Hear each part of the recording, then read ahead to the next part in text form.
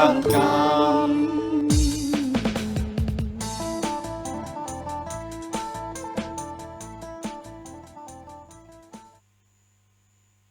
បាទខ្ញុំបាទធំសរនអញ្ញាតសូមគោរពជំរាបសួរត្រង់អាដាមលោកជំទាវលោកស្រីនៅនឹងកញ្ញាដែលកំពុងតែតាមដានស្រាប់ការផ្សាយផ្ទាល់ចេញពីស្ថានីយវិទ្យុជាតិភ្នំប្រុសភ្នំស្រី FM 92.5 ខេត្តកំពង់ចាមនៅក្នុងកម្មវិធីសន្តិនិមតិដែលកម្មវិធីយើងក៏តែងតែធ្វើការផ្សាយបន្តផ្ទាល់បាទជារៀងរាល់ថ្ងៃច័ន្ទរហូតដល់ថ្ងៃសុក្រដំណើរការចាប់ពីវេលាម៉ោង 11 រហូតដល់ម៉ោង 12 ថ្ងៃត្រង់នៅក្នុងនោះដែរកម្មវិធីសន្តិនិមតិក៏តែងតែលើកយកនៅប្រធានបទជាច្រើនបាទយកមកជជែកពិភាក្សាសម្រាប់ប្រធានបទនីមួយៗដែលកម្មវិធីយើងយកមកជជែកពិភាក្សានោះក៏តែងតែធ្វើការអញ្ជើញវាគ្មិនដែលមានជំនាញមកពីមន្ទីរអង្គភាពពាក់ព័ន្ធដើម្បីចូលរួមជាវាគ្មិនកិត្តិយសដើម្បីចូលរួមធ្វើការបកស្រាយរាល់មតិយោបល់ក៏ដូចជាសំណួររបស់កម្មវិធីយើងផងដែរសម្រាប់ថ្ងៃនេះកម្មវិធីសន្តិនិមតិក៏បានលើកយកនៅប្រធានបទមួយយកមកជជែកពិភាក្សាការបណ្ដុះបណ្ដាលជំនាញវិជ្ជាជីវៈនិងបច្ចេកទេសទៅដល់យុវជនក្រីក្រនិងគ្រួសារងាយរងហានិភ័យដែលកម្មវិធីយើងគឺមានកិត្តិយសបាទក្នុងថ្ងៃនេះក៏បានគ្រប់អញ្ជើញលោកវាគ្មិនចំនួន1រូបនៅក្នុងបន្ទប់ផ្សាយគឺលោកឃ្លាំងប៊ុនច័ន្ទដែលមានតួនាទីជាប្រធានការិយាល័យទំនាក់ទំនងទីផ្សារស្រាវជ្រាវនិងអភិវឌ្ឍនៃវិទ្យាស្ថានពហុបច្ចេកទេសខេត្តកំពង់ចាមអញ្ជើញជាវាគ្មិនកិត្តិយសអញ្ជើញចូលរួមនៅក្នុងកម្មវិធីដោយផ្ទាល់ផងដែរដោយមានវត្តមានលោកនៅក្នុងបន្ទប់ផ្សាយកម្មវិធីយើងសូមជំរាបសួរផងដែរបាទសូមអរគុណបាទសូមអរគុណណាស់លោកឃ្លាំងប៊ុនច័ន្ទដែលបានផ្ដល់ឱកាសដ៏មានតម្លៃមកគ្រប់អញ្ជើញជាវាគ្មិនកិត្តិយសនៅក្នុងថ្ងៃនេះដើម្បីធ្វើការចែករំលែកនៅព័ត៌មានក៏ដូចជាចំណេះដឹងបាទពាក់ព័ន្ធទៅនឹងប្រធានបទការបណ្ដុះបណ្ដាលជំនាញវិជ្ជាជីវៈនិងបច្ចេកទេសទៅដល់យុវជនក្រីក្រនិងគ្រួសារងាយរងហានិភ័យថ្ងៃនេះបាទប្រមុខជាទីមន្ត្រីការបណ្ដុះបណ្ដាលជំនាញវិជ្ជាជីវៈនិងបច្ចេកទេសទៅដល់យុវជនក្រីក្រនិងគ្រួសារងាយរងហានិភ័យគឺជាកម្មវិធីជំនាញវិជ្ជាជីវៈនិងបច្ចេកទេសបាទ TVET 1.5M គឺជាកំណត់ផ្ដួចផ្ដើមជាតិរបស់រដ្ឋាភិបាលកម្ពុជានៅក្នុងគោលបំណងបាទផ្ដល់ការបណ្ដុះបណ្ដាលជំនាញដោយឥតគិតថ្លៃនិងផ្ដល់នូវប្រាក់ឧបត្ថម្ភទៅដល់យុវជនមកពីគ្រួសារក្រីក្រ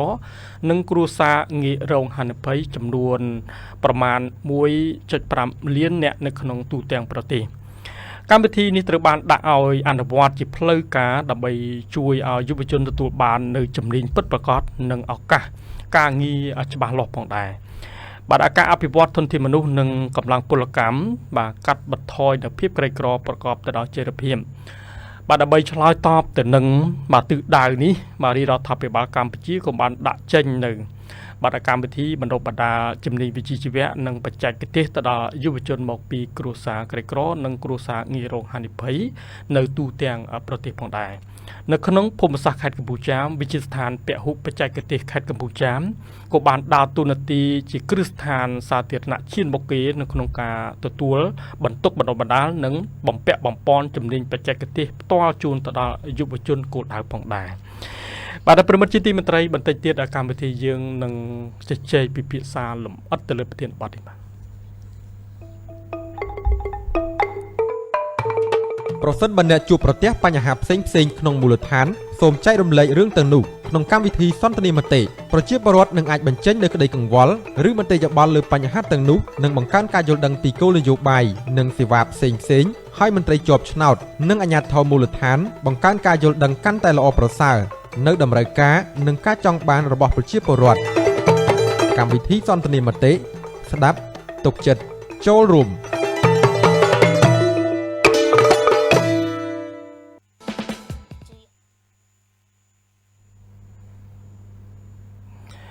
បាទប្រមុខជាទីមន្ត្រីប្រមុខយើងកំពុងតាមដានស្ដាប់ការផ្សាយផ្ទាល់ចេញពីស្ថានីយវិទ្យុជាតិភ្នំប្រុសភ្នំស្រី FM 92.5 ខេត្តកំពង់ចាមនៅក្នុងកម្មវិធីសន្ទនាមតិឲ្យបន្តិចទៀតកម្មវិធីយើងនឹងជជែកពិភាក្សាទៅលើប្រធានបទការបណ្ដុះបណ្ដាលជំនាញវិជ្ជាជីវៈនិងបច្ចេកទេសទៅដល់យុវជនក្រីក្រនិងគ្រួសារងាយរងហានិភ័យបាទសូមជម្រាបជូនទៅកាន់ប្រិយមិត្តយើងថារយៈពេលពេញ1ម៉ោងនេះកម្មវិធីយើងក៏មានការផ្សាយបន្តផ្ទាល់ទៅកាន់ទូរទស្សន៍ជាតិខេត្តកំពង់ចាមដែលមានលំហប៉ុស្តិ៍លេខ47និងបន្តទៅpage របស់មន្ទីរព័ត៌មានខេត្តកំពង់ចាមឲ្យយើងផងដែរហើយប្រិយមិត្តយើងអាចតាមដានស្រាប់ ទស្សនាការផ្សព្វផ្សាយរយៈពេលពេញមួយម៉ោងនេះបានទូលំទូលាយប៉ុន្តែប៉ុណ្ណោះកម្មវិធីយើងក៏បើកឱកាសឲ្យប្រិមត្តយើងជឿចូលរួមនៅក្នុងកម្មវិធីនេះដើម្បីធ្វើការពិភាក្សាក៏ដូចជាមានជាមតិយោបល់និងសំណួរពាក់ព័ន្ធទៅនឹងប្រធានបទដែលយើងជជែកពិភាក្សាក្នុងថ្ងៃនេះដើម្បីលោកវិក្កាមធ្វើការឆ្លើយតបទៅនឹងសំណួរនិងចម្ងល់របស់ប្រិមត្តយើងផងដែរហើយសម្រាប់ការផ្សព្វផ្សាយតាមរយៈ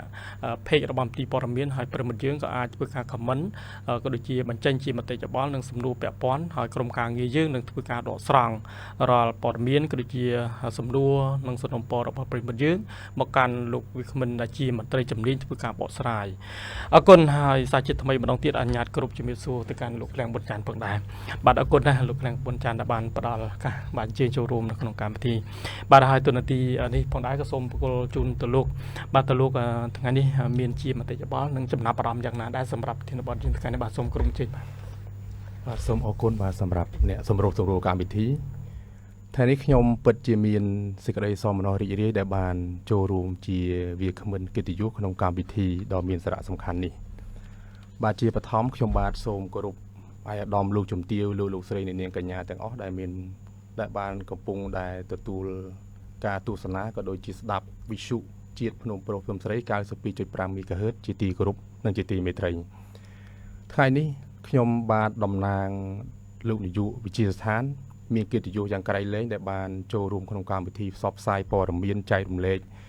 អំពីជំនាញនៃការបដិបត្តិបច្ចេកទេសនិងវិជ្ជាជីវៈ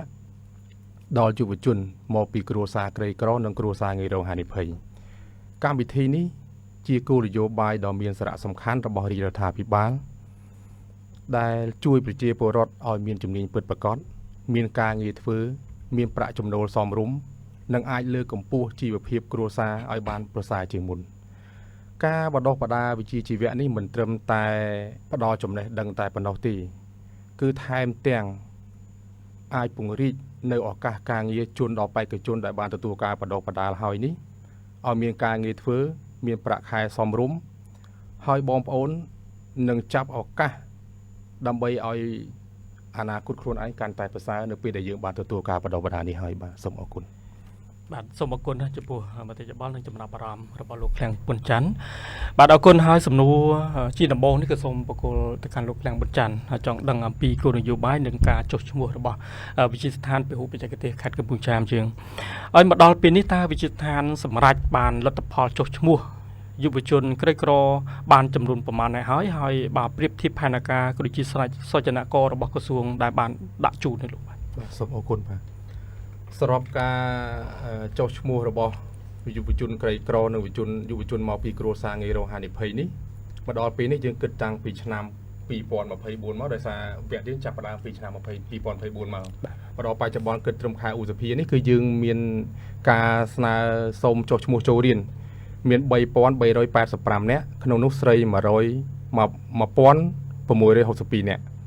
ចឹងមានន័យថានេះជាការស្នើសុំចុះឈ្មោះចូលរៀនហើយយើងនៅរងចាំការអនុម័តបច្ចុប្បន្ននេះនៅក្នុងខែគិតត្រឹមខែឧសភាឆ្នាំ2026នេះយើងរងចាំការអនុម័តមាន178នាក់ក្នុងនោះស្រី88នាក់បាទហើយក្រុមគោលដៅគឺមាន129ស្រី70នាក់ហើយយើងមានការបដិសេធមានការអីផ្សេងដោយសារគាត់កំពុងតែចុះឈ្មោះហ្នឹងបានគាត់អាចហួសសុពលភាពយើងរៀនអាច4ខែអាច6ខែជួនកាលការចុះឈ្មោះមកវាមិនទាន់ពេញលេញក្នុងការបដិបត្តិ4ខែឬក៏6ខែយើងអាចបដិសេធមិនឲ្យគាត់ចូលក្នុងប្រព័ន្ធនេះដោយសារអត់ត្រូវលក្ខខណ្ឌដោយសារបានគាត់រៀនបានតែ2ខែផុតសុពលភាពនៃបានអញ្ចឹងក៏យើងបដិសេធមិនទទួលចូលរៀនទេហើយយើងនៅមានការវាយតម្លៃត្រួតពិនិត្យយ៉ាងច្បាស់លាស់ពីក្រសួងបាទអាចដំណើរការវគ្គបានបាទអរគុណណាស់ចំពោះប្រសាសន៍ឆ្លើយតបរបស់លោកក្លាំងប៊ុនច័ន្ទកម្មវិធីយើងក៏មានសំណួរបន្តទៀតទៅកាន់លោកផងដែរចង់ដឹងថាដើម្បីជំរុញនឹងការផ្សព្វផ្សាយណារបស់វិទ្យាស្ថានពហុបច្ចេកទេសហ្នឹងឲ្យទៅដល់បងប្អូនជាប្រវត្តិជាពិសេសគឺតំបន់ដាច់ស្រយាលតែម្ដងតើកន្លងមកមានវិធីសាស្ត្រយ៉ាងណាខ្លះនៅក្នុងការផ្សព្វផ្សាយទៅដល់បងប្អូនជាប្រវត្តិឲ្យយល់អំពីកម្មវិធីសិក្សារបស់វិទ្យាស្ថាននេះលោកបាទជាងកន្លងមកនេះគឺប្រហែលជាឆ្នាំ ពីពណ៌25ខ្ញុំអត់ច្បាស់កាលហ្នឹងវិជាឋានបានសហការជាមួយគណៈបាលខេត្តកំពង់ចាមគឺយើងមានការកោះហៅស្រុកឃុំភូមិហ្នឹងមកចូលរួមនៅសាលប្រជុំនៅសាលាខេត្តកំពង់ចាមដើម្បីផ្សព្វផ្សាយពីការបដិបដាលវគ្គ1.5 លាននេះដល់អាជ្ញាធរមូលដ្ឋានឲ្យគាត់បានជ្រាបសិនអញ្ចឹងនៅពេលគាត់បានជ្រាបទៅគាត់ដឹងពីបំណងនៃការបដិបដាលជាគោលបំណងរបស់រាជរដ្ឋាភិបាលមានចក្ខុវិស័យដើម្បីកាត់បន្ថយភាពភ័យក្រហើយផ្ដល់ជំនាញយ៉ាងតិចមួយដល់ប្រជាពលរដ្ឋយើងដើម្បីឲ្យមានជំនាញច្បាស់លាស់ហើយងាយរកការងារធ្វើដើម្បីបានប្រាក់ចំណូលទៀងទាត់អញ្ចឹងនៅពេលបានបញ្ជ្រាបអំពីគោលបំណងរបស់យើងទៅកាន់អាជ្ញាធរដែនដីអស់ហើយយើងបន្តមន្ត្រីខាងវិជាឋានបន្តចុះតាមខ្នងផ្ទះតែម្ដងបាទចុះតាមខ្នងផ្ទះទៅដល់ទីកន្លែងរបស់គាត់ជូនគោលដៅតែម្ដងមានន័យថាយើងទៅដល់ឃុំបានបោះដៃឲ្យភូមិអញ្ចឹងភូមិគាត់ជាអ្នកជូនក្រុមការងារយើងខ្ញុំទៅដល់ផ្ទះតែម្ដងគ្រួសារកមានបានក្រីក្រនោះមានក្នុងបាននឹងមានគ្នា2នាក់ដែលត្រូវលក្ខខណ្ឌអាយុត្រូវលក្ខខណ្ឌផ្សេងដែលយើងត្រូវការយើងទៅដល់មូលដ្ឋានរបស់គាត់តែម្ដងអញ្ចឹងគាត់នាំទៅចំគោលដៅមកអត់ខាតពេលទេមកដោយសហការជាមួយអាជ្ញាធរភូមិឃុំហ្នឹងទៅដល់គោលដៅហើយយើងបានចុះឈ្មោះឲ្យគាត់ដើម្បីបញ្ចូលក្នុងប្រព័ន្ធអញ្ចឹងនៅពេលដែលយើងចុះឈ្មោះហ្នឹងយើងចុះឈ្មោះយ៉ាងធ្វើយ៉ាងណាឲ្យបានមុនថ្ងៃទី1នៃដើមខែដើម្បីបញ្ចូលក្នុងប្រព័ន្ធរយៈពេលមួយអាទិត្យឬក៏លើសពីហ្នឹងទៅដើម្បីឲ្យយើងរៀបចំឲ្យទាន់ពេលវេលាជូនក្រសួងអនុម័តរួចរាល់បានយើងដំណើរការវគ្គបានបាទអរគុណហើយនេះគឺជាកិច្ចសហការរវាងវិជាឋានពូវិទ្យាទេសជាមួយនឹងអាជ្ញាធរខេត្តរហូតដល់បាទថ្នាក់ក្រុងស្រុកឃុំសង្កាត់រហូតដល់ភូមិហើយចុះបន្តទៅក្នុងផ្ទះរបស់បងប្អូនជាបរិវត្តបន្តទៀតហើយនៅក្នុងនោះដើម្បីឲ្យជ្រាបទៅដល់យុវជនតែម្ដងថាទីវេតបានផ្សព្វផ្សាយតាមរយៈ Facebook ហើយផ្សេងហើយជាពិសេសនៅក្នុងថ្ងៃនេះក៏ជាការផ្សព្វផ្សាយមួយដែរដើម្បីឲ្យបងប្អូនជាបរិវត្តជាពិសេសគឺយុវជនចាប់អារម្មណ៍ទៅលើជំនាញសិក្សាជាពិសេសគឺបច្ចេកទេសដែលពួកគាត់ចង់មកសិក្សានៅវិទ្យាស្ថានពូបច្ចេកទេសនេះបាទគឺយើងមានមធ្យោបាយជាច្រើនបាទហើយយើងមានទិវាជាតិអប់រំបដាបច្ចេកទេសវិជ្ជាជីវៈនេះលើកនេះគឺលើកទី9ហើយបាទយើងធ្វើបាន9ឆ្នាំហើយនេះជាគោលនយោបាយរបស់រដ្ឋាភិបាលជាទិវាជាតិរបស់យើងមួយអញ្ចឹងយើងបានទិវាជាតិមួយហើយយើងមានការផ្សព្វផ្សាយតាម Facebook Page ហើយយើងមានការផ្សព្វផ្សាយតាម YouTube វិទ្យាស្ថាន TikTok ហើយយើងមានរើសទូតសុឆន្ទៈជាសិស្សដើម្បីឲ្យជួយផ្សព្វផ្សាយអំពីវិស័យអប់រំបណ្ដុះបណ្ដាលបច្ចេកទេសនេះមិនត្រឹមតែប៉ុណ្្នឹងទេយើងមិនបោះបង់នៃការធ្វើជាដៃគូជាមួយអាជ្ញាធរដែនដីទេពួកគាត់ជាអាណាព្យាបាលរបស់ប្រជាជនផ្ទាល់អញ្ចឹងរាល់ការប្រែប្រួលនៃបានអីផ្សេងផុតសុពលភាពអីមានតែគាត់ទេដែលអាចច្បាស់អញ្ចឹងយើងនៅតែបន្តចុះទៅតាមខ្នងផ្ទះដោយសហការជាមួយអាជ្ញាធរដែនដីជាពិសេសភូមិឃុំតែម្ដងដើម្បីផ្សព្វផ្សាយពីព័ត៌មានទៅកាន់ពួកគាត់វាអាចប្រែប្រួលដោយប្រការណាមួយអីផ្សេងលក្ខខណ្ឌអីដូចឆ្នាំមុនអញ្ចឹងយើងរើសលក្ខខណ្ឌអាយុពី15ដល់45តែឆ្នាំនេះអាយុពី15ដល់35ទេយើងបន្ថយអស់10ឆ្នាំអញ្ចឹងអ្វីនៃការប្រែប្រួលនេះយើងត្រូវតែអាប់ដេតព័ត៌មានថ្មីទៅកាន់អាជ្ញាធរដែនដីដែរកុំឲ្យគាត់រើសទៅខុសគោលដៅបាទអញ្ចឹងឲ្យចំគោលដៅដើម្បីឲ្យមានប្រសិទ្ធភាពសម្រាប់ការចុះឈ្មោះហើយនឹងការបដិបដាលបាទអរគុណដូចលោកបានជម្រាបជូនការពីដើមកម្មវិធីអំបញ្ញមិញតកតងទៅនឹងបានក្រីក្រណាហើយនៅក្នុងនោះគោលដៅនេះគឺបណ្ដុះបណ្ដាលបច្ចេកទេសទៅដល់យុវជនមកពីគ្រួសារក្រីក្រនិងងាយរងហានិភ័យតើវិទ្យាស្ថានពហុវិទ្យាទេសបានមានកិច្ចសហការយ៉ាងណាខ្លះជាមួយនឹងអាជ្ញាធរដើម្បីកំណត់ថាយុវជននេះពិតជាមានជីវភាពជួបការលំបាកឬក៏រងការហានិភ័យនេះពិតប្រាកដបាទងាយស្រួលបាទមានន័យថា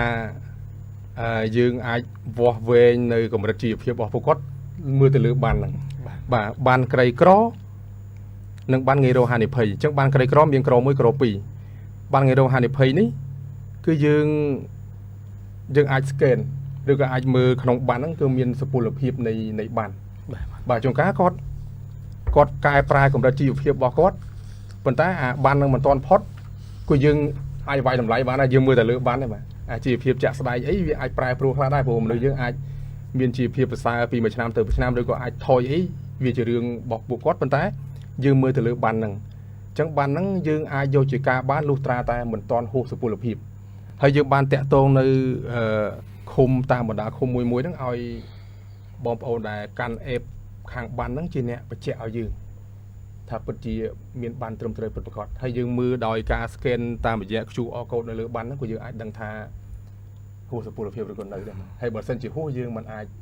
ตัวจมูกบานที่มันท่ากดประดาปีเลงครอกดปลายกายปลายจีเพียบกดอ้อยมาภาษาวิ่งจังมาภาษาวิ่งก็มันไฟได้เรียนบ้านประตาอดบ้านตัวประอบทอมที่ไหนบ้านสมกุลจะปูหับฉลาดต่อไปสึกคำตอบมงปมเชียบรอดหนึ่งตัวเชียบตามบรรยากาศเบาสลายอย่างกระบอกกระบายปีสำหรับลูกแรงบนจันบ้านไทยมนึงปลาสำรวจตะการบ้านลูกแรงบนจันประตอทิศอาการปฏิยึกอนัญญาตัวชุบจมูกทางประมดยืงบรูปคือเนี่ยสไลเฮบ้านเฮงสิงไฮบ้านจิมิซูเนี่ยสไลเฮสิงไฮบ้านจะมีสู้ลูกน้องบ้านอากุลนะเนี่ยสไลดับบ้านเชิญจะรวมนกนงอาการปฏิทินนี้เนี่ยสไลเตะตรงตัวหนึ่งการประดบประดาจำดีวิจิจิเวะนะจิเปเซคือการประดบประดาแต่ดาวจุบจนแต่มีจีบเพียบฝากฮาร์ดจุบจนในกระกร้อนังครูซานอะไรเงี้ยตรงครูนะเนี่ยสไลโยอย่างน่าจะปูหาการประดบประดานี่จะปูยำเฟ้ยยำกระทาหรอสำหรับครูซาได้ก็ฝากฮาร์ดได้เรียนสลาวิจิเวะดาวจงประดาดาวปุกก้อนก็ทะเลาะบ้านการประดบประดาที่ดาวอัดกึศทลายที่นั่นสไลบ้านจะเลยให้บ้านประอุปธรรมเราปลูกกวาดเรียดมันก็ทะเลาะได้บ้านให้ในมูลฐานเนี่ยสไลมีนโบโปมจีบรอดบ้านตัวบ้านการประดบประดาในดาที่นั่นสไลบ้านดีเจแผนประมวยเนี่ยได้ตั้งแต่ก่อนเนาะก็ตัวหูจักตัวไอ้บางได้จังนะลูกกูไปมดมันประมวยเนี่ยแล้วก็คุยเตี้ยบ้านอากุลนะเนี่ยสไลตาเนี่ยสไลจองเอาอันยาท่อช่วยซับไซอย่างนาประตอที่ดับไปเอายุบชนบ่อเยอะนึกจับบารามนะไอ้จีเป็นไซคือยุบชนได้เงี้ยรองครูให้ยุบชนได้มาปีครูซาได้ไกลกรอนดับไปเอาปุกวัดจับยกจำเนียนจะบาล้อดับไปบางการประจำโนสำหรับครูซานี่จ้ามาส่งไว้ของกูบอกน้องว่าจะเอาทางลูกกูจำเนียนทางจีเวะต้องจบมาบุตรประดาเนาะกรมศึกษาได้ก็จบตามคุมจังก็อาจยังไปเชียบดาวไปเชียบรอดบ้านช่วยลำใบในครัวก็โยดังกันเดี๋ยวจะบาดจังว่าลูกกูบ้านเอาเนื้อเอาก้นเนี่ยใส่เอาเนื้อใส่มินจีสมนูแล้วก็มินจีสนมโปไอ้ดาตีจ้าลูกกูยังอัดเงินในช่องสูงเอาก้นสำหรับวัฒนธรรมการช่วยจะรวมปีกรรมที่ยังทรงช่วยไม่เบี้ยบันจ้าก้นสูงบ้านอากุลเนี่ยสไลโยคืนทาการประดบประดานี่คือมีสาระสำคัญในการประดบประดาจำเนียงแต่ละยุบชนจะเป็นเซ่คือยุบชนในมาปีกรุษากระกรอหนึ่งเงยรงหันภัยโดยลึกสไลบ้านลึกลางมันเหมือนกับทายุบชนก็ในมูลฐานบ้านสไลก็ตัวบ้านในการประดบประดาทั้งได้ให้ยุบชนคลาก็ตัวการประดบประดาประต่อให้มีอากาศกลางเงียให้มวยจำนวนเตี้ยก็มีการเงียบบ้านtừ ruột chạy xuyên xuyên như này bạn còn chụp vô cao lực lang ní chẳng xong cô chun từ can lực lang một trận bạn mấy lục sợi hay xiềng háy mò bị khum piêm bật nụ sau có sự tiền thayกับvùng chám có banสมนมโปไอ้ข้างวิชีฐานจบtừประดประดาข้างภูมิคุมบกอดดับไปไอ้ภูมิคุมบกอดนั่นยูลปีกลุ่มนองในแวะประดประดายืนกูอยู่ใบเดือดทางบ้านนั้นดับไปไอ้พวกก้อนงี้สู้ตือไปเชียบตัวต่อไปเชียจนมูลฐานบกอด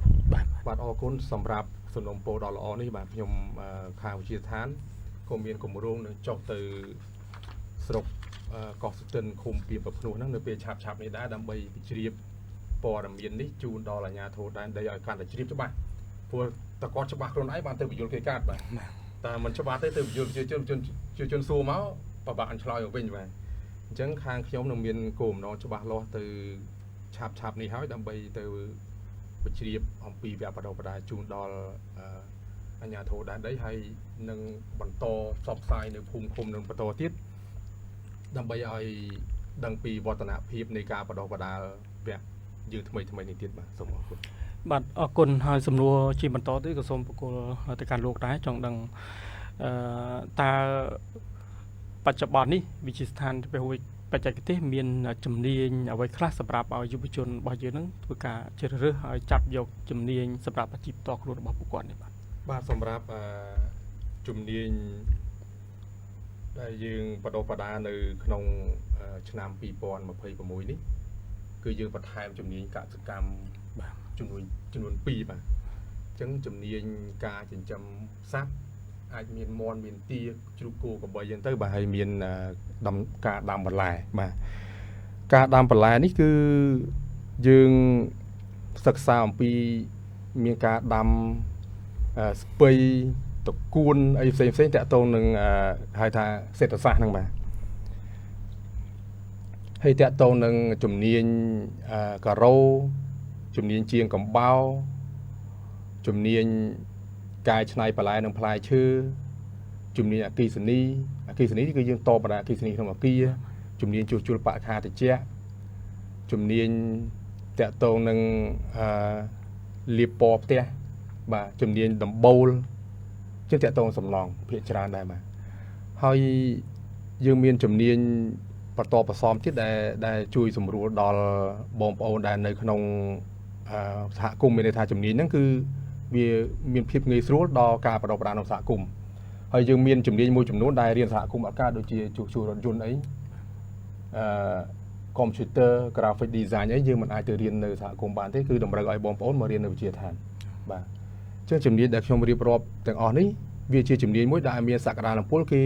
គេដាក់ពាក្យចូលរៀនច្រើន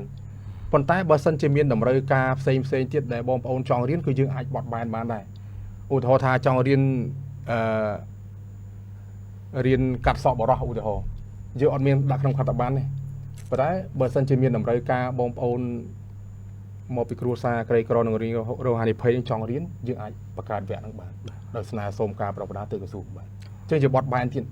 មានថាมันមានចង្ការបងប្អូនមួយចំនួនឃើញក្នុងខត្តប័ណ្ណមានទៅ10ជំនាញហើយអ្វីដែលខុសចិត្តគាត់អត់ចង់គាត់គិតថាគេអត់រើសរៀនអញ្ចឹងក៏អត់ហ្មងអញ្ចឹងបើសិនជាមានបងប្អូនមួយចំនួនដែលមានចំណាប់អារម្មណ៍រៀនជំនាញខាងណាសួរព័ត៌មានសិនបាទសួរព័ត៌មានសិនមកបើសិនជាក្នុងខត្តប័ណ្ណមិនដាក់អាចបងប្អូនមានសំណុំពរនៃការរៀនច្រើនអាហ្នឹងយើងមានការបដិបត្តិនៅតាមក្រោយទៀតបាទសូមអរគុណចំពោះផ្សាយឆ្លើយតបនៅក្នុងនោះដែរតកតងទៅនឹងបើសិនដូចជាមើលឃើញថាតើមុខជំនាញណាខ្លះដែលយុវជនរបស់យើងជាពិសេសគឺប្រជាពលរដ្ឋរបស់យើងគាត់ចាប់អារម្មណ៍ការសិក្សាណាហើយនៅក្នុងនោះតើវិទ្យាស្ថានមានការតម្រង់ទិសយ៉ាងដូចម្ដេចដើម្បីឲ្យពួកគាត់នៅពេលដែលពួកគាត់បញ្ចប់ទៅអាចទទួលបានឱកាសការងារខ្ពស់បាទអរគុណបាទអញ្ចឹងនៅពេលដែលបេក្ខជនឬក៏សកម្មកម្មដែលមកដាក់ពាក្យយើងមានការតម្រង់ទិសទី1គឺមុនចូលរៀនទី2កំឡុងពេលសិក្សាទី3នៅពេលបញ្ចប់អញ្ចឹងយើងមើលតាមធនធាននៃបេក្ខជនមកដាក់ពាក្យដែរបើសិនជាគាត់ជាបរិសុទ្ធអញ្ចឹងយើងសួរពីចំណូលចិត្តគាត់អញ្ចឹងគាត់ចូលចិត្តរៀនខាងអីតែបើគាត់ជាបរិសុទ្ធគាត់ទៅរៀនខាងកាយឆ្នៃបន្លែផ្លែឈើក៏យើងមានការតម្រង់ទិសដែរព្រោះមុខវិជ្ជានេះវាសមស្របចំពោះស្ត្រីភាគច្រើនជាងបើគាត់ជាបរិសុទ្ធគួរតែរៀនខាងព័ត៌មានវិទ្យាឬក៏រៀនខាងអគ្គិសនីឬក៏បរិក្ខារត្រជាក់អេឡិចត្រូនិកអីវាឆ្លើយតបទៅនឹងកម្លាំងកាយរបស់យើងហើយវាតកតទៅនឹងទីផ្សារការងារដែលកំពុងចង់បានហើយបើសិនជាគាត់មកទៅរកផ្លូវដែលយើងមិនថាមិនខុសទេគាត់ថាវាប្រាក់ចាក់អំពីអ្វីដែលគាត់មានធនធានពីកំណើតមកយើងទាញរបស់គាត់ដែរយើងទាញគាត់ឲ្យមកនេះដែរឲ្យមកផ្លូវខាងជំនាញណាដែលមានទីផ្សារការងារខ្ពស់វិញហើយសម្រាប់ការតម្រង់ទិសហ្នឹងគឺភាគច្រើនគឺជានិស្ស័យរបស់គាត់ទេជាភាគច្រើនគាត់ត្រូវហើយភាគច្រើនយុវជនបច្ចុប្បន្នគាត់ចូលចិត្តរៀនព័ត៌មានវិទ្យាហើយនឹងអគ្គិសនីបាទពីជំនាញនេះគឺនៅវិទ្យាឋានមានលក្ខណៈលេចធ្លោជាងគេទាំងកម្រិតបរិញ្ញាបត្រក៏ដូចជាបញ្ញាបត្ររងប៉ុន្តែដោយឡែកនៅតាមសហគមន៍ការដែលគាត់ចូលចិត្តគឺមិនច្បាស់លាស់ទេ มันจะบาลาทากอดโจจัดไอ้ปัตตากอดมันตุ่มนูมุ้ยคือโรอันนั้นยังสูงหมู่เชียนได้ยังสูงโดยเฉพาะตัวหนึ่งกายชนายปลายชื่อหรือคนจำสัตว์ดามตะน้ำไม่กอดโจจัดหนึ่งแต่ว่าอ้อยตัวเรียนจุ่มนี้ไปใจกับเตะอาแลกันนะเจียวอุตสาหกรรมมีแต่ตัวโรงใจโดดเสือได้ไหมปัตตายังชี้ยืนหนุ่มร้องตีกอดสำหรับจุกจุน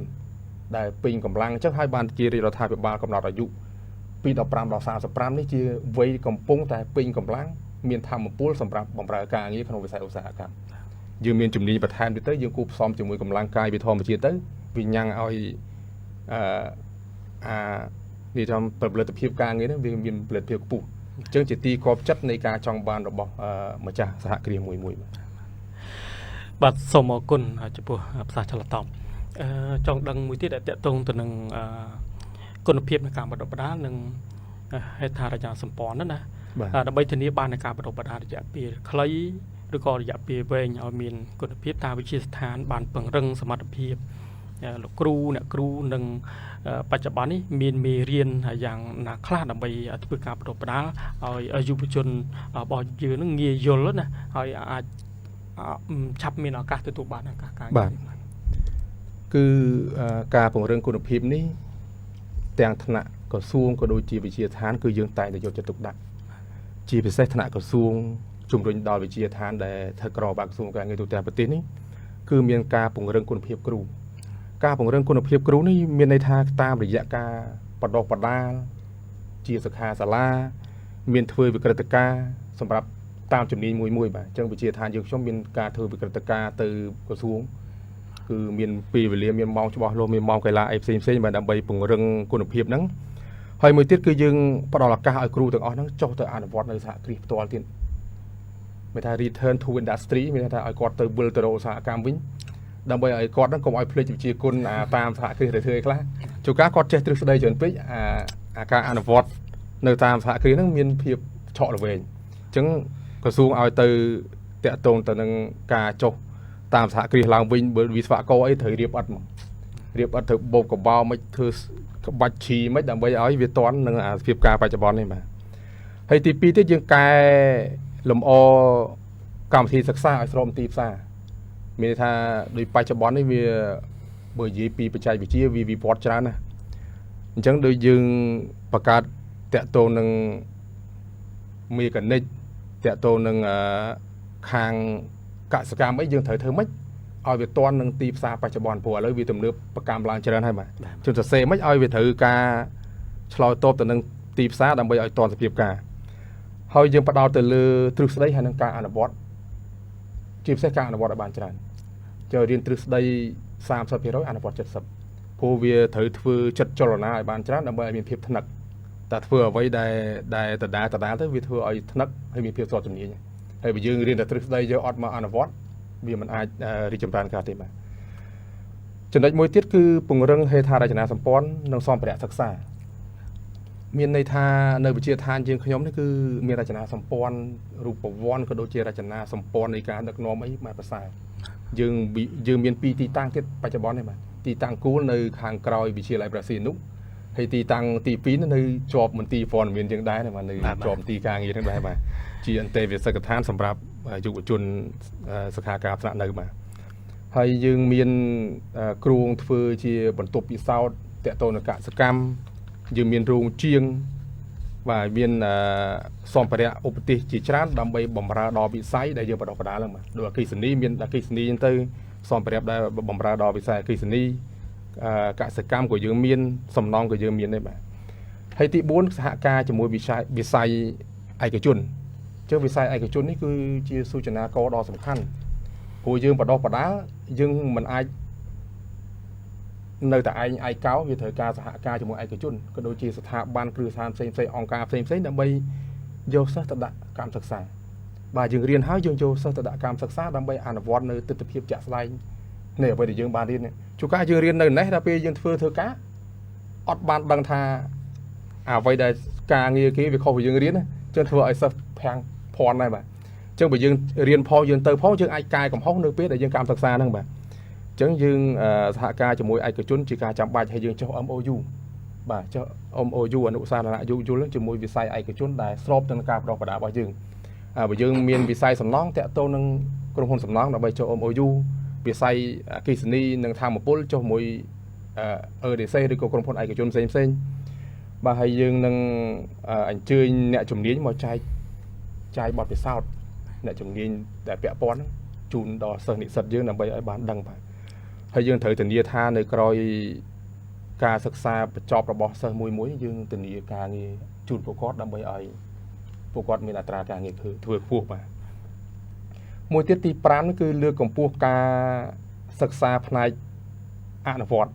មានថាដូចខ្ញុំបានបញ្ជាក់ចំណុចមុនហ្នឹងគឺអនុវត្តនេះគឺជាការសំខាន់ណាសិក្សាវិស័យ TVET គឺសិក្សាជាមួយការអនុវត្តទ្រឹស្ដីជាមួយអនុវត្តគឺដើរទន្ទឹមគ្នាបាទទី6គឺប្រព័ន្ធធានាគុណភាពមានន័យថាយើងត្រូវវិយតម្លៃសិស្សជាប្រចាំដោយទ្រឹស្ដីរបស់សម្ដេចមហាបវរធិបតីហ៊ុនម៉ាណែតរៀនឲ្យចប់ឲ្យចេះឲ្យមានការងារអញ្ចឹងដើម្បីឲ្យមានគុណភាពតរៀនឲ្យចប់បាទបើរៀនអត់ចប់អត់ចេះបាទហើយអាសាឈប់ច្រើនពេកគួរអត់ចេះដែរអញ្ចឹងហើយបានជាកម្មវិធីបណ្ដុះបណ្ដាលរបស់យើងតែយើងឈប់វត្តមានមកដល់ 80% គឺអត់បើកលើឧបត្ថម្ភឲ្យទេបើយើងធ្វើអញ្ចឹងមិនមែនធ្វើបាបគាត់ទេដើម្បីជួយគាត់ឲ្យបានប្រាក់ឧបត្ថម្ភឲ្យបានមានចំណេះទៀតបាទហើយទី7គឺយើងពង្រឹងការគ្រប់គ្រងនិងភាពជាអ្នកដឹកនាំមានន័យថាមនុស្សយើងជោគជ័យត្រូវការវិន័យបាទមិនអាចមនុស្សខ្ជាទៅជោគជ័យកើតទេអញ្ចឹងនៅវិទ្យាស្ថាននេះក៏យើងត្រូវការវិន័យដែរបាទអញ្ចឹងយើងមានឋានានុក្រមនៃការគ្រប់គ្រងត្រឹមត្រូវហើយផ្នែកមួយត្រូវការអាឡ័យデパートமெンត្រូវមានវិន័យត្រឹមត្រូវបាទក្នុងការទទួលត្រូវលើការបណ្ដុះបណ្ដាលក្នុងការដាក់គ្រូបរិញ្ញាដើម្បីឲ្យមានគុណភាពតែយើងមានគុណភាពវាជាទីទុកចិត្តជាមួយប្រជាជនទេបាទហើយតែយើងបណ្ដុះបណ្ដាលมันមានគុណភាពជើងទំនុកចិត្តរបស់អ្នកសិក្សាក៏បានថយចុះដែរអញ្ចឹងប្រព័ន្ធនៃការពង្រឹងនៃការគ្រប់គ្រងនេះគឺជាការសំខាន់សម្រាប់ទ្រង់ដល់វគ្គបណ្ដុះបណ្ដាលនីមួយៗដើម្បីលើកកម្ពស់វិស័យ TVET ឲ្យកាន់តែប្រសើរឡើង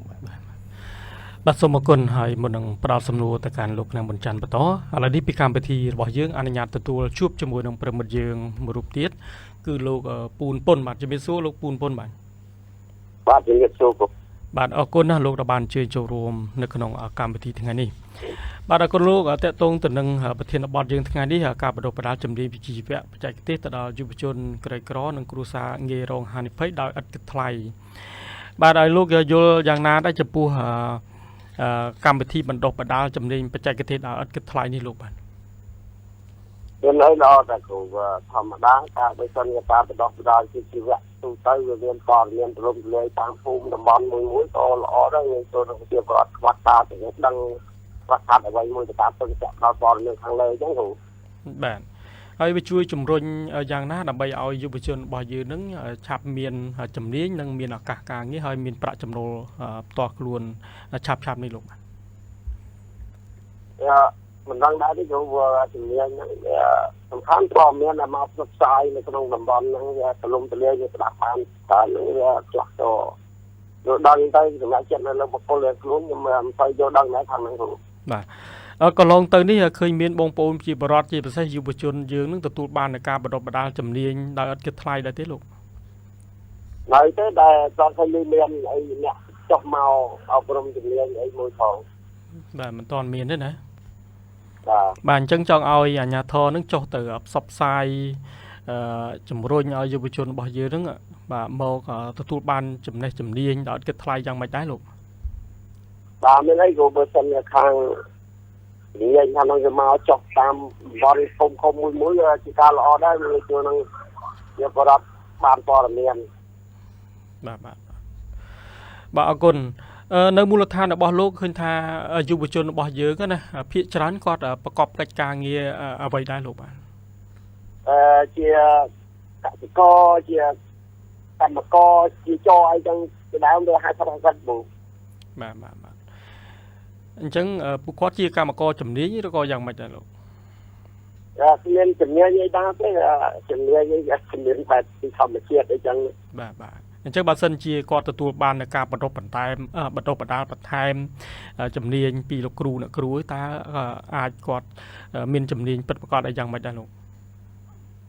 តែល្អមិនសំខាន់នៅលើថា គោលសម័យខ្លួនតែគេគាត់ឆ្លាញ់ចូលចិត្តគាត់កាន់ជំនាញចូលចិត្តស្ដាប់ទៅទៅធ្វើតាមតែអានេះវាជារឿងបត់ទេយល់ទៅដឹងដែរ បាទអរគុណលោកបានលើកឡើងលោកមានជាសំណួរឬក៏មានជាសំណុំពរដែរទេបាទ អត់នឹកឃើញជំនួយទៅទៅ បាទអរគុណបាទសម្រាប់វត្តមាននៃការជិញ្ជចូលរួមដល់ពីកម្មវិធីយើងសូមជម្រាបលាបាទ អរគុណលា បាទអរគុណគាត់យល់ថាការបណ្ដុះបណ្ដាលជំនាញនេះគឺជាល្អការល្អដើម្បីយុវជនរបស់យើងនឹងទទួលបាននៅចំណេះជំនាញពិតប្រាកដប៉ុន្តែនៅមូលដ្ឋានរបស់លោកក៏ចង់ឲ្យអាជ្ញាធរគាត់ចុះទៅផ្សព្វផ្សាយបន្តទៀតដើម្បីឲ្យបងប្អូនជាប្រព័ន្ធគាត់យល់អំពីវគ្គនៃការបណ្ដុះបណ្ដាលនេះអញ្ចឹងសូមប្រគល់ទៅលោកនាងបញ្ចាន់បាទ តែពិតទៅនៅឃុំទួលសបួរនៅស្រុកសឹងត្រង់នេះគឺខាងខ្ញុំប្រហែលខែមុនក៏បានចុះទៅដែរបាទហើយការផ្សព្វផ្សាយនេះគឺយើងបានដើរក្នុងផ្ទះមួយចំនួនដែរតែមិនសពឃុំទេបាទអញ្ចឹងនៅលោកលើកឡើងមិញនេះគឺគាត់អត់បាន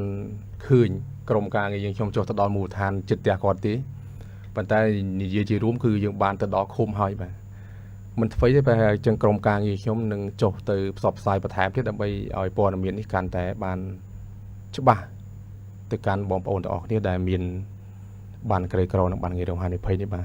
ចុះជ្រាបក្នុងឱកាសនេះបងដែលបានតេចូលនេះបងអាចផ្សព្វផ្សាយជូនទៅកាន់បងប្អូនដែលមានបានទាំងពីរប្រភេទនេះដើម្បីឲ្យធ្វើការចុះឈ្មោះនៅកាន់ភូមិឃុំរបស់គាត់បាទ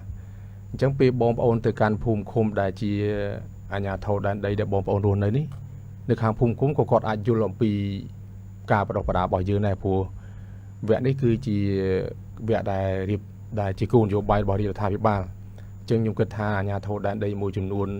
ធំប្រកបជាស្វែងយល់អំពីវគ្គបណ្ដុះបណ្ដាលនេះហើយបាទសូមអរគុណបាទសូមអរគុណចំពោះប្រសាសន៍ឆ្លើយតបហើយឥឡូវនេះពីកម្មវិធីយើងក៏សូមអនុញ្ញាតសម្រាប់បន្តិចសិនហើយវគ្គក្រោយនឹងបន្តកិច្ចពិភាក្សាបន្តទៀតបាទ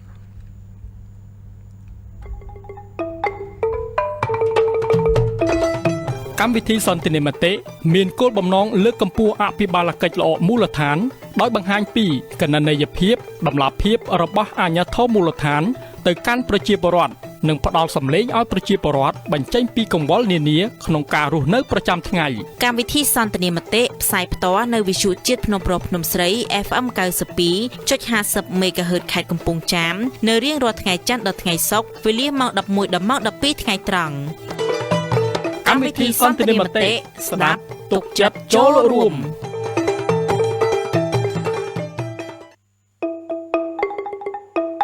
កម្មវិធីសន្ទនាមតិជាកម្មវិធីផ្ដោតលើអភិបាលកិច្ចល្អក្នុងមូលដ្ឋានកម្មវិធីសន្ទនាមតិស្ដាប់ទុកចិត្តចូលរួម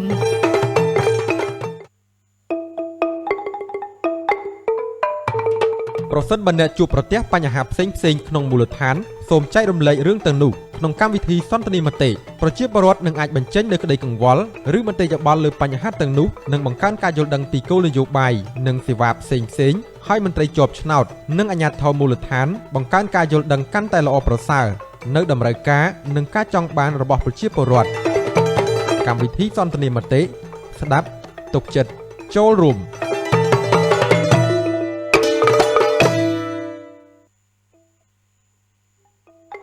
កម្មវិធីសន្ទនាមតិជាកម្មវិធីផ្ដោតលើអភិបាលកិច្ចល្អក្នុងមូលដ្ឋាន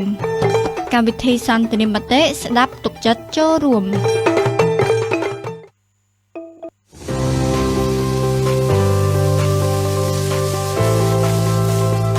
អាហារដែលមានខ្លាញ់ប្រភេទខ្លាញ់សត្វខ្លាញ់ឆ្អែតអាហារបំពងអាចបណ្ដាលឲ្យអ្នកឈឺ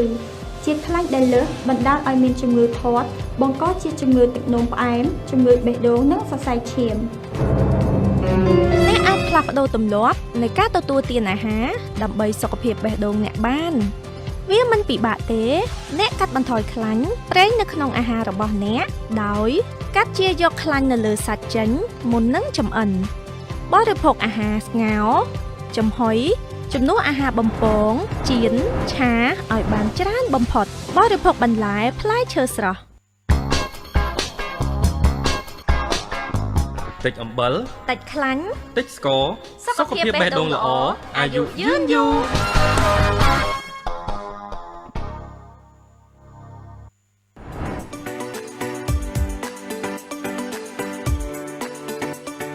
ប្រជាជនកម្ពុជាពេញវ័យម្នាក់បរិភោគអំបិលច្រើនប្រមាណ7 ដងនៃបរិមាណអំបិលដែលបុគ្គលត្រូវការក្នុងមួយថ្ងៃការបរិភោគអាហារប្រៃបង្កឲ្យមានជំងឺលើសសម្ពាធឈាមជំងឺបេះដូងសរសៃឈាមកម្រងនោមជាដើមអ្នកអាចផ្លាស់ប្ដូរទម្លាប់នៃការបរិភោគអំបិលរបស់អ្នកបានវាមិនពិបាកទេអ្នកកាត់បន្ថយអំបិលនៅក្នុងអាហាររបស់អ្នកបន្តិចម្ដងរហូតឲ្យបានពាក់កណ្ដាលនៃការហូបអំបិលកន្លងមកសូមធ្វើជាមួយគ្នាពីថ្ងៃនេះកាត់បន្ថយការដាក់អំបិលទឹកត្រីទឹកស៊ីអ៊ីវប្រេងខ្យងប៊ីចេងគ្រឿងផ្សំដែលមានជាតិសូដ្យូមទៅក្នុងអាហារពេលដាំស្លកាត់បន្ថយការបរិភោគអាហារកែច្នៃម្ហូបផ្អាប់ជ្រក់ម្ជូរកាត់បន្ថយការថែមគ្រឿងទឹកជ្រលក់ទៅក្នុងអាហារពេលបរិភោគមានអ្វីដែលពិបាកធ្វើយើងអាចធ្វើបានយើងអាចញ៉ាំបាន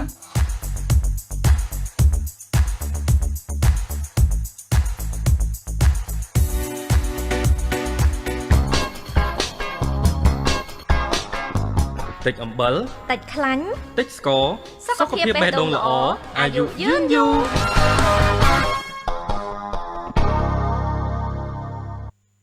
ឆ្នាំកន្លងមកគឺយើងបានប្រដៅដាលសិស្សនិស្សិតបាទចំនួនជាង 1000 នាក់ហើយបាទហើយនៅក្នុងជំនាញដែលភាគច្រើននៃយុវជនរបស់យើងបាទគាត់មានទំនោរចង់រៀននោះគឺទី1ផ្នែកព័ត៌មានវិទ្យាបាទទី2គឺផ្នែកអគ្គិសនីបាទហើយនឹងយើងមានជំនាញផ្សេងទៀតបាទដូចជាសេវាកម្មសម្អាងកាយបាទថែទាំជួសជុលម៉ាស៊ីនត្រជាក់បាទថែទាំជួសជុលរថយន្តបាទមានជួសជុលម៉ូតូកន្លងមកដែលយើងបានអនុវត្តនឹងបាទហើយរីរដ្ឋាភិបាលអាណត្តិថ្មីបានដាក់បាទផែនការដើម្បីប្រដៅដាលបាទក្រុមយុវជនដែលមកពីគ្រួសារក្រីក្រនិងគ្រួសារងាយរងហានិភ័យ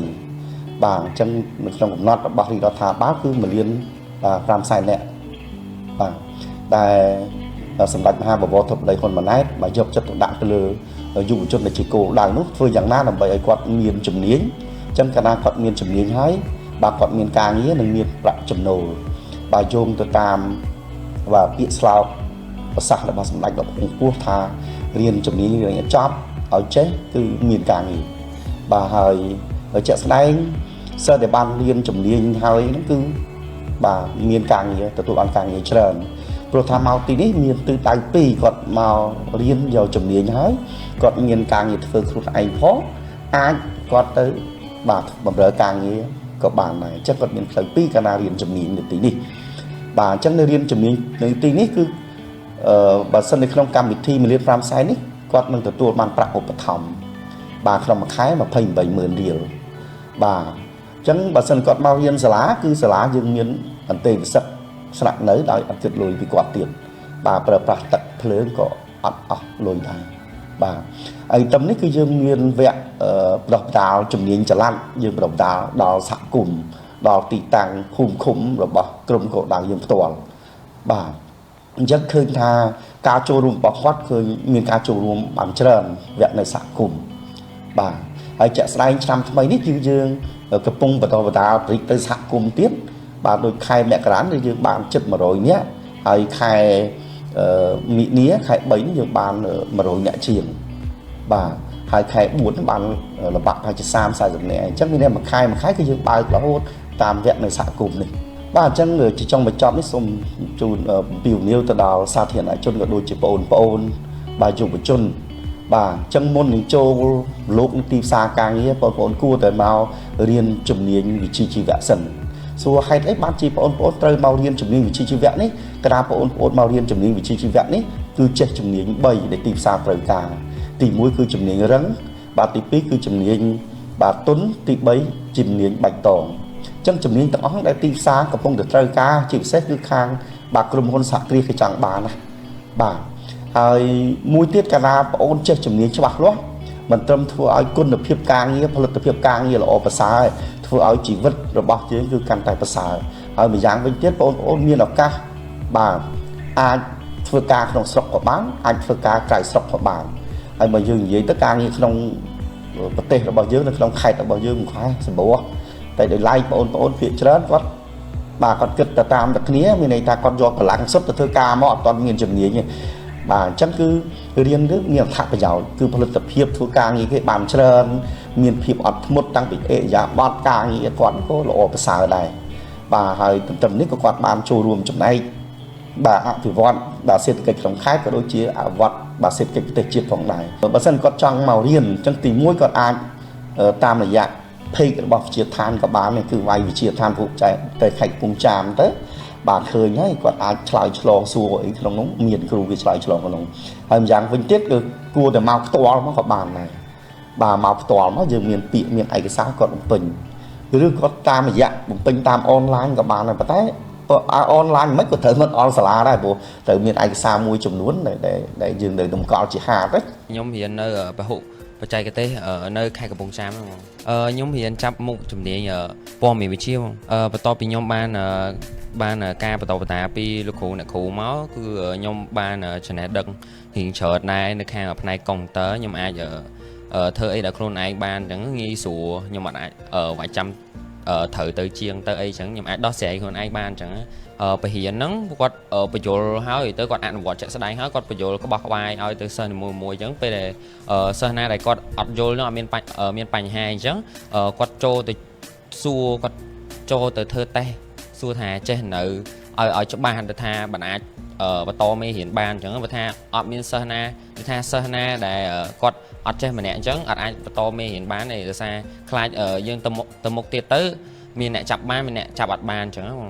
ខាងសាលាបានផ្ដល់អត្ថប្រយោជន៍ច្រើនដូចការឧបត្ថម្ភ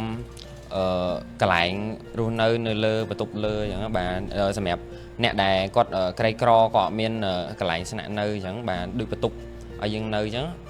ដល់ពេល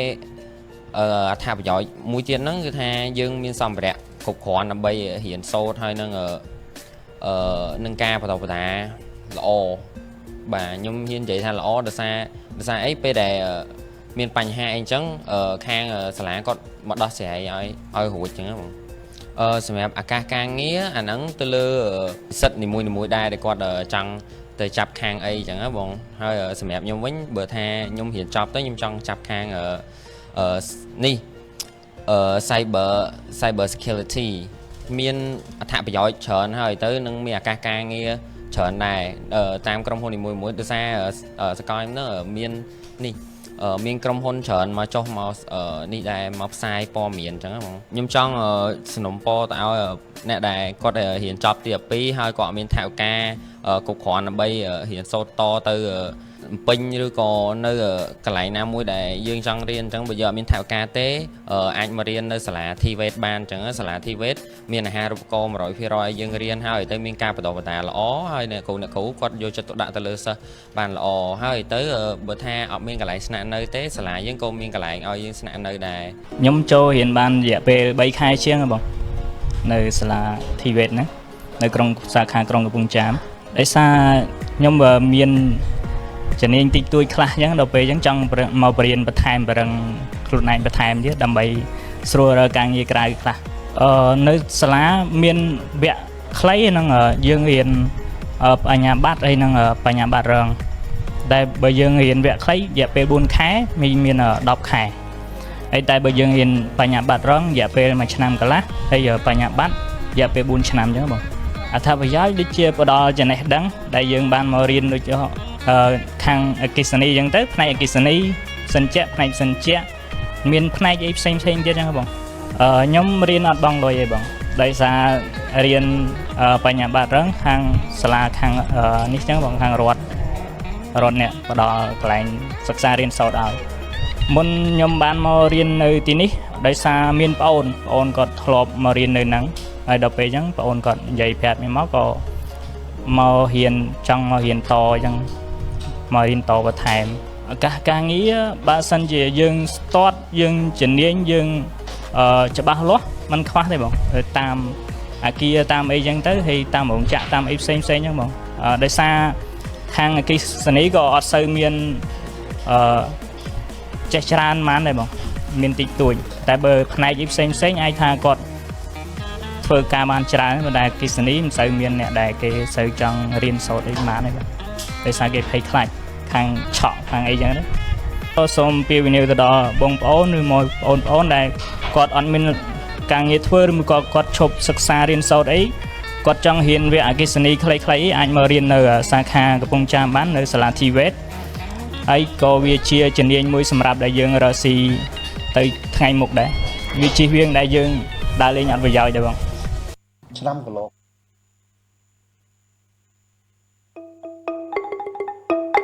កម្មវិធីសន្ទនាមតិជាកម្មវិធីផ្ដោតលើអភិបាលកិច្ចល្អក្នុងមូលដ្ឋាន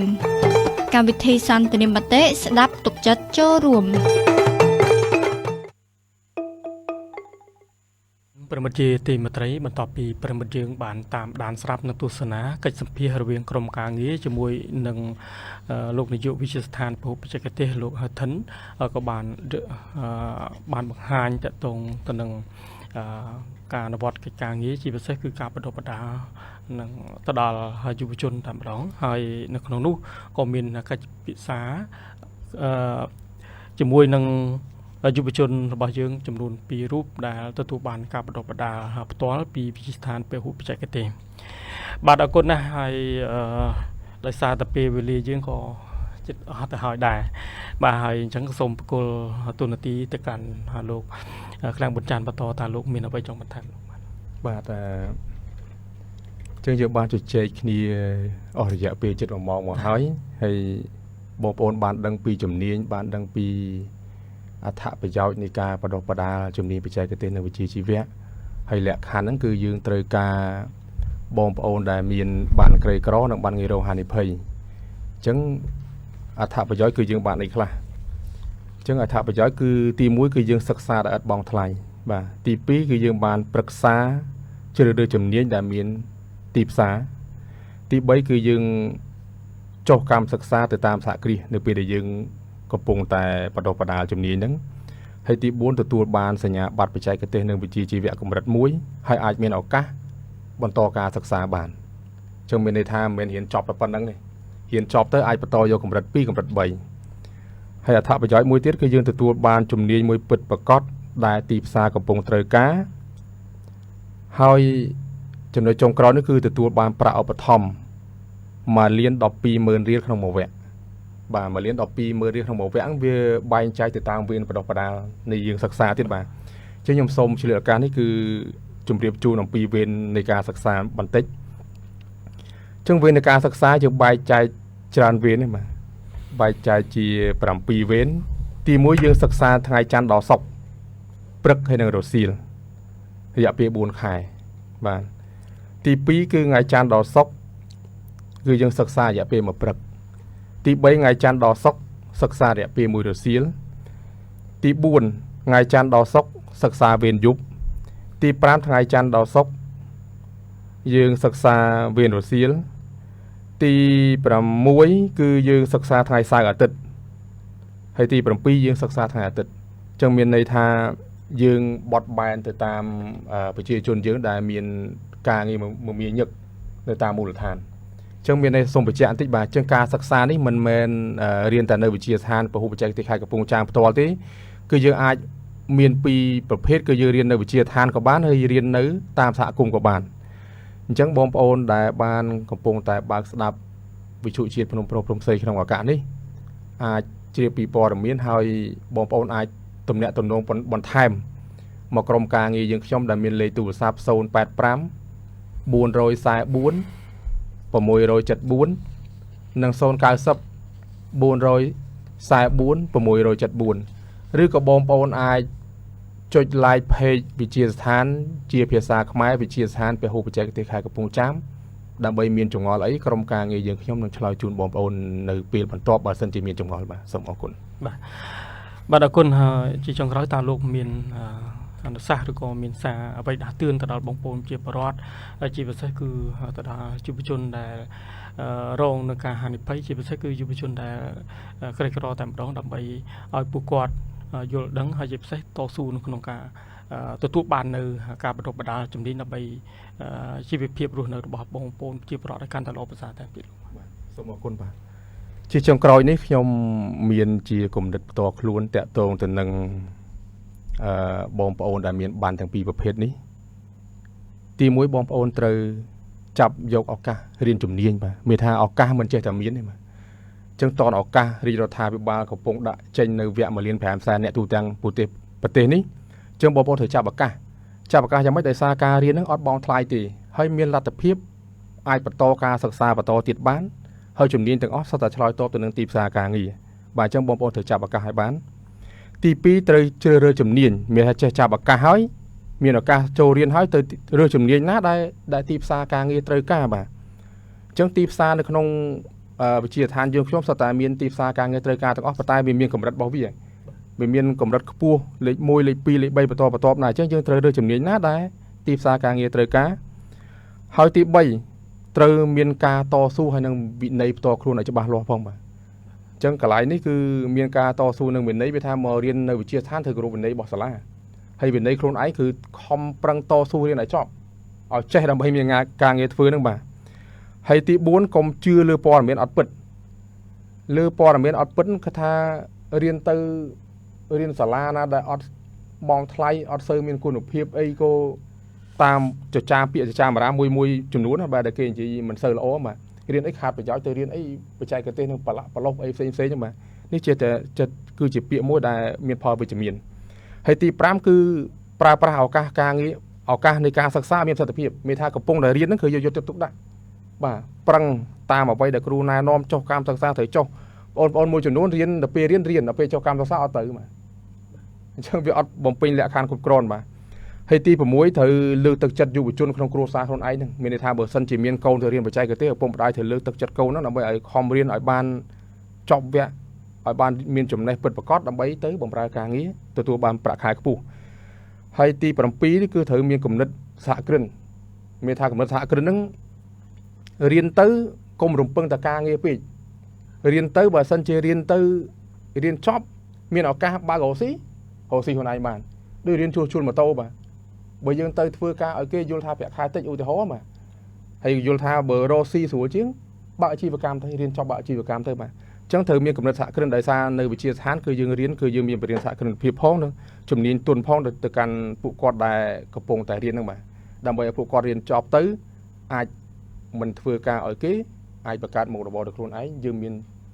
ជាទុនដែលយើងបានរៀនមកខ្លះហើយបាទសូមអរគុណបាទសូមអរគុណដោយសារតែពេលវេលាយើងបានឈានមកដល់ទីបញ្ចប់ទៅហើយដែរបាទហើយមុនបញ្ចប់នេះក៏សូមថ្លែងអំណរគុណយ៉ាងជ្រាលជ្រៅចំពោះវត្តមាននៃការចូលរួមពីសំណាក់លោកក្លៀងប៊ុនច័ន្ទដែលបានចំណាយពេលអត់មានម្ល៉េះគ្រប់ជើងជីវិតមិនកិត្តិយសនៅក្នុងថ្ងៃនេះដើម្បីធ្វើការចែករំលែកនៅព័ត៌មានដូចជាចំណេះដឹងជាច្រើនបាទពាក់ព័ន្ធទៅនឹងប្រធានបទដែលយើងជជែកពិភាក្សាបាទហើយក៏មានសំណួរជាច្រើនហើយនៅក្នុងនោះក៏លោកបានឆ្លើយតបហើយសង្ឃឹមថាពុកម៉ែបងប្អូននឹងទទួលជ្រាបអំពីដំណើរការនៃការជ្រើសរើសក៏ដូចជាការបណ្ដុះបណ្ដាលនិងផ្ដល់ជូននៅជំនាញវិជ្ជាជីវៈបច្ចេកទេសទៅដល់យុវជនក្រីក្រនិងគ្រួសារងាយរងគ្រោះផងដែរបាទហើយនៅក្នុងនោះយើងសង្កេតឃើញថាវិទ្យាស្ថានពហុបច្ចេកទេសខេត្តកំពង់ចាមក៏បាននឹងកំពុងដើរទទួលទីយ៉ាងសំខាន់ក្នុងការទទួលខុសត្រូវខ្ពស់នៅក្នុងការអនុវត្តកម្មវិធីបណ្ដុះបណ្ដាលជំនាញបច្ចេកទេសវិជ្ជាជីវៈបាទរបស់រាជរដ្ឋាភិបាលTVET 1.5M នេះទោះបីជាប្រឈមទៅនឹងការលំបាកមួយចំនួនយ៉ាងណាក្តីនឹងហើយនៅក្នុងនោះក៏វិទ្យាស្ថានក៏បានបង្ហាញពីយុទ្ធសាស្ត្រច្បាស់លាស់ទាំងគុណភាពបង្រៀននិងការគ្រប់គ្រងជាពិសេសគឺទៅលើប្រាក់បឋមនិងបង្កើតភាពជាដៃគូជាមួយនឹងវិស័យឯកជនដើម្បីទទួលបានធានាឱកាសការងារជូនទៅដល់សិស្សានុសិស្សដែលទទួលបានការបណ្ដុះបណ្ដាលចេញពីវិទ្យាស្ថានពហុបច្ចេកទេសនេះផងដែរកិច្ចខិតខំប្រឹងប្រែងទាំងអស់នេះមិនត្រឹមតែជួយកាត់បន្ថយនូវភាពក្រីក្រនៅក្នុងខេត្តកំពង់ចាមយើងប៉ុណ្ណោះទេថែមទាំងបានចូលរួមចំណែកយ៉ាងធំធេងនៅក្នុងការអភិវឌ្ឍកម្លាំងពលកម្មជំនាញប្រកបទៅដោយចីរភាពសម្រាប់ប្រទេសជាតិយើងទាំងមូលផងដែរបាទអរគុណប្រិមត្តជាទីមេត្រីកម្មវិធីយើងបានឈានមកដល់ទីបញ្ចប់ហើយមុននឹងបញ្ចប់ក៏សូមថ្លែងអំណរគុណយ៉ាងជ្រាលជ្រៅចំពោះវត្តមាននៃការចូលរួមតាមដានស្រាប់និងទស្សនាពីសំណាក់ប្រិមត្តយើងពីដើមកម្មវិធីរហូតដល់បញ្ចប់កម្មវិធីផងដែរ បាទរាល់មកជួងនៅការណាមួយដែលកាត់ឡើងដោយអចេតនានោះក៏សូមខន្តីអធិស្ឋានពីចម្ងាយបាទកម្មវិធីយើងនឹងសន្យាមកជួបលោកអ្នកសាជាថ្មីនៅថ្ងៃស្អែកជ្រើសរើសយកនៅប្រធានបទផ្សេងទៀតយកមកជជែកពិភាក្សានៅក្នុងគណៈនឹងពេលវេលានេះមានវត្តមានខ្ញុំបាទធឹមសរនរួមជាមួយនឹងវិក្កាមិននិងក្រុមការងារបច្ចេកទេសនៃមន្ទីរព័ត៌មានខេត្តកំពង់ចាមនៃវិទ្យុជាតិភ្នំប្រុសភ្នំស្រី FM 92.5 ខេត្តកំពង់ចាមបាទសូមអរគុណនិងសូមជម្រាបលា